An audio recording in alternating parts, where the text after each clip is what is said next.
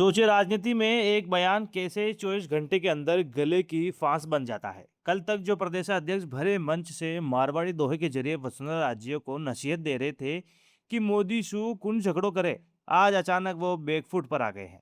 जोधपुर पहुंचते ही मदन राठौर ने एक बहुत बड़ा सियासी यू टर्न लेते हुए कहा है, मेरे बयान का गलत मतलब निकाला गया, मैं तो भगवान विधाता की बात कर रहा था। इसके साथ ही उन्होंने आनन फानन में वसुंधरा राजे से फोन पर बात करने का दावा भी कर दिया। आखिर 24 घंटे में ऐसा क्या हुआ है कि मोदी शब्द विधाता में बदल गया?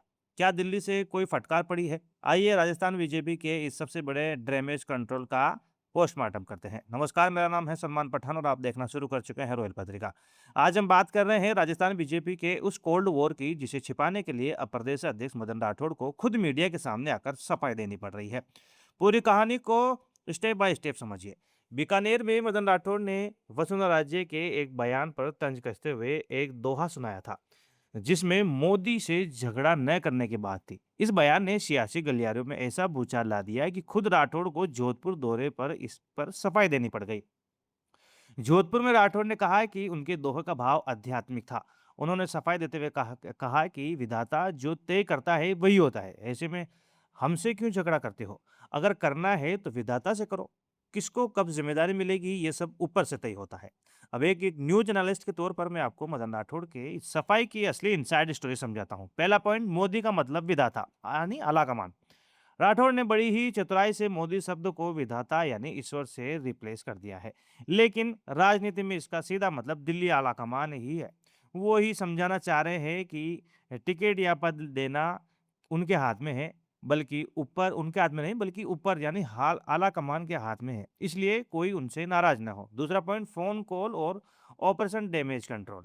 मदन राठौड़ ने मीडिया के सामने जानबूझकर ये बात रखी कि मेरी कल ही वसुंधरा जी से बात हुई थी। ये बयान इसलिए दिया गया ताकि जनता और विपक्ष में ये मैसेज न जाए कि राजस्थान बीजेपी में कोई बहुत बड़ी गुटबाजी चल रही है। तीसरा पॉइंट है असंतोष को दबाने की कोशिश। राठौड़ ने कहा कि बीजेपी का हर कार्यकर्ता सिपाही है और यहाँ कोई गुटबाजी नहीं है। राजनीतिक विश्लेषकों का मानना है कि बीकानेर वाले बयान से वसुंधरा समर्थकों में भारी नाराजगी फैल गई थी, जिसे शांत करने के लिए राठौड़ को ये बैकफुट वाली सफाई पेश करनी पड़ी। अब इस पूरे सियासी ड्रामे का लब्बुलू आप समझिए। राजनीति में कोई भी बयान बिना सोचे समझे नहीं दिया जाता है और न ही कोई सफाई बिना किसी दबाव के आती है।